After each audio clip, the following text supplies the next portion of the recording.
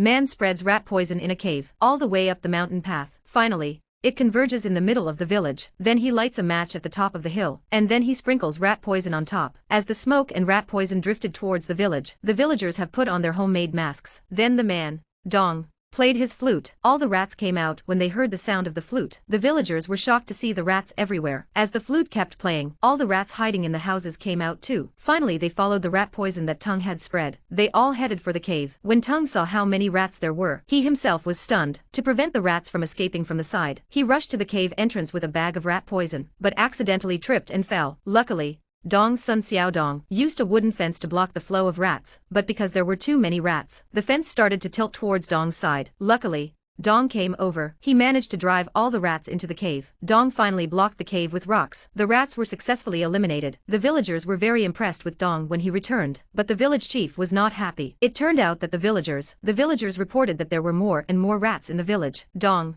who had been saved by the village headman, heard this. He wanted to repay the villagers for saving his life. Because the sound of Dong's flute, animals could understand it, so Dong can communicate with the animals through his flute. However, when the village chief learned that Dong could eliminate rats, he promised that if he got rid of the rats, then he would waive the cost of treating his son's lung disease. Dong is now even happier. Not only would he be able to repay the villagers for their kindness, he could also get the money to save his son's life. But what the village chief didn't expect was, Dong had taken care of the rats so easily. But at this point the village chief regretted, and did not want to take the payment to Dong. After a few days with Tung here, he fell in love with Mei, a woman from the village. The two of them used to go out in the woods from time to time. The village chief found out about them, so he came to Mei's house. The village chief warned Mei not to allow her to have contact with Dong, because his son also liked Mei. The next day Tung came to the mayor to ask for payment. As a result, the mayor produced a dead cat. The rat was not completely eliminated, so he couldn't take the money he was owed. But Dong knew that the mayor was trying to be a scoundrel, because he knew there couldn't be any more rats in the village now. Dong reached out to get his reward. The mayor's son chopped off 2 of his fingers. Then the mayor lied and said he had found a map of the village's structure in Dong's bag. That Tung wanted to find out the route of the village, so that he could lead the others to take over the village. After hearing the village chief's words, the villagers were furious. They grabbed Tung and beat him up. Mei looked on and felt very distressed. He knew that Tung and his son would die here tonight. In the end,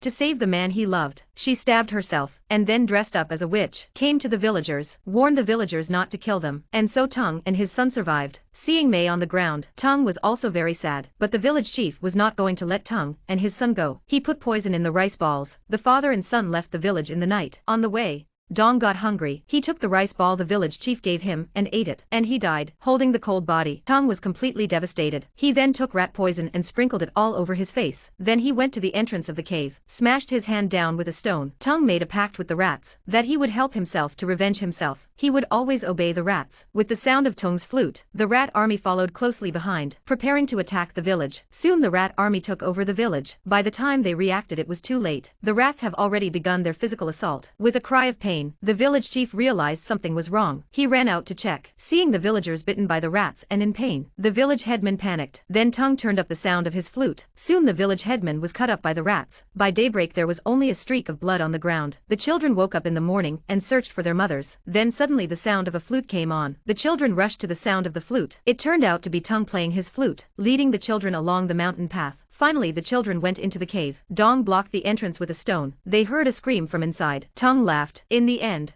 Tung got his revenge. The Unexpected Visitor is a 2015 Korean suspense thriller, not recommended to watch alone if you are a phobic. In the film, the village chief has the village firmly under his control. The village chief's power is weakened by the presence of Dong. In the end, the village chief's greed makes everyone die with him. But some say the children are innocent. Some think the ending of the film is not very friendly, but others believe that the debt left by their fathers, the descendants must also pay it back. What do you think?